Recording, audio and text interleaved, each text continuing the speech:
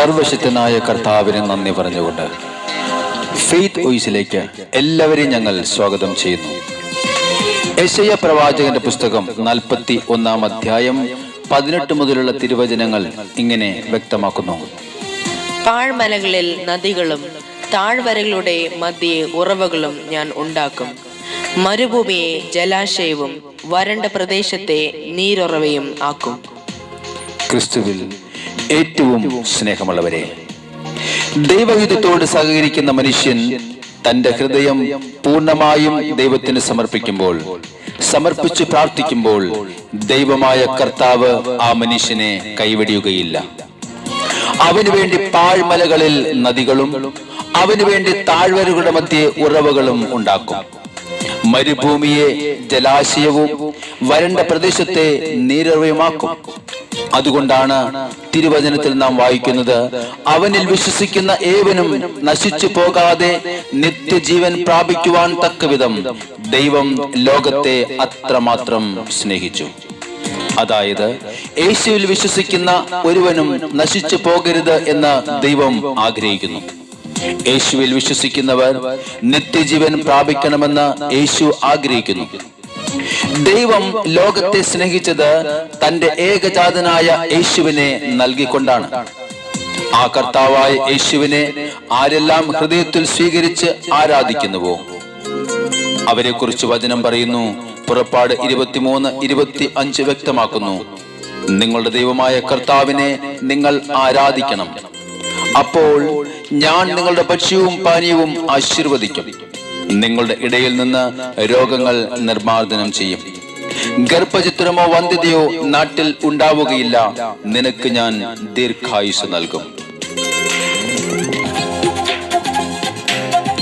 നമ്മുടെ കർത്താവായ യേശുവിനെ നമുക്ക് ആരാധിച്ച് മഹത്വപ്പെടുത്താം. അവിടുന്ന് നമുക്ക് ചെയ്തു തന്ന എല്ലാ അനുഗ്രഹങ്ങൾക്കും അവിടത്തേക്ക് നന്ദി പറയാം. അവിടുത്തെ നാമത്തെ നമുക്ക് മഹത്വപ്പെടുത്താം. ആരാധിപ്പാൻ നമുക്ക് കാരണമുണ്ട്, കൈകൊട്ടിപ്പാടാനേറെ കാരണമുണ്ട്. ആരാധിപ്പാൻ നമുക്ക് കാരണമുണ്ട്, കൈകൊട്ടിപ്പാടാനേറെ കാരണമുണ്ട്. ഹല്ലേലൂയാ ഹല്ലേലൂയാ, നമ്മുടെ യേശു ജീവിക്കുന്നു. ആമേൻ. ഹല്ലേലൂയ ഹല്ലേലൂയാ ഹല്ലേലൂയാ, നമ്മുടെ യേശു ജീവിക്കുന്നു.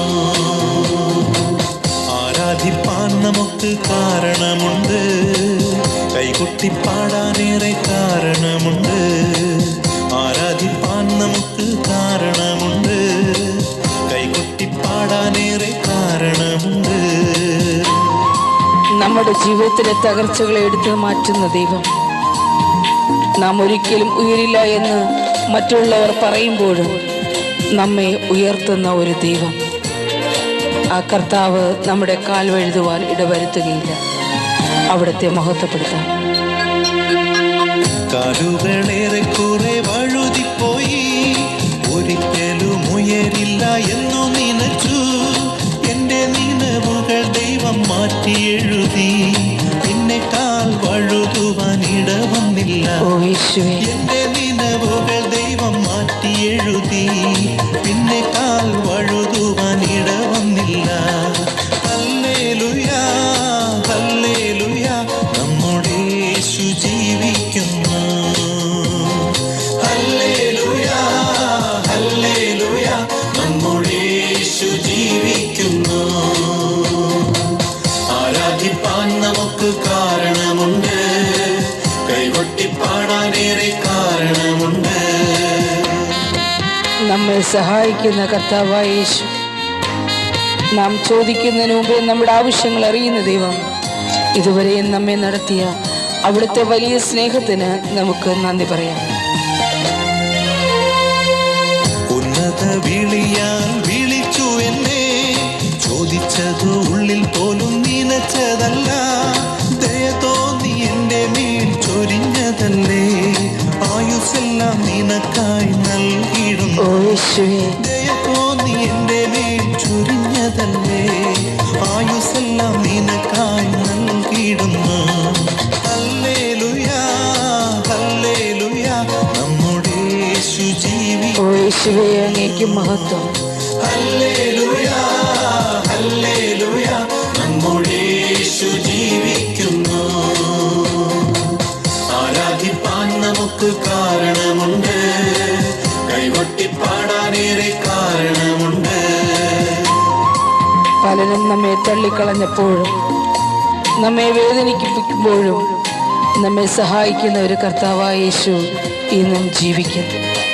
സന്തോഷത്തോടെ നമുക്ക് അവിടുത്തെ ആരാധിക്കാം. അവിടുത്തെ ചെയ്ത നന്മകൾക്ക് നന്ദി പറയാം. ഉറ്റോരും ഉടയോരും തള്ളിക്കളഞ്ഞു, കുറ്റം മാത്രം പറഞ്ഞു രസിച്ചപ്പോഴും നീ മാത്രമാണ് എന്നെ ഉയർത്തിയത്. സന്തോഷത്തോടെ ഞാൻ ആരാധിക്കുന്നു. നീ മാത്രമാണ് എന്നെ ഉയർത്തിയത്. സന്തോഷത്തോടെ ഞാൻ ആരാധിക്കുന്നു.